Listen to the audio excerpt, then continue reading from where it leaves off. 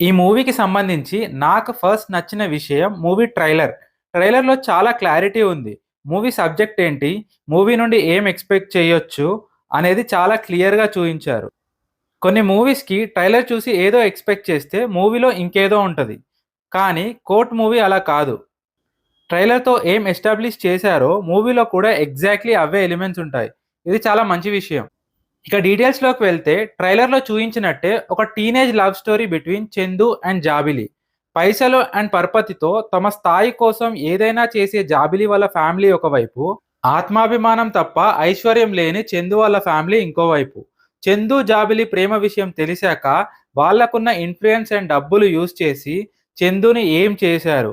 ఏమేం కేసులు పెట్టారు? What is POCSO act? ఈ క్రైసిస్ నుండి చందుని ఎవరు ఎలా కాపాడతారు?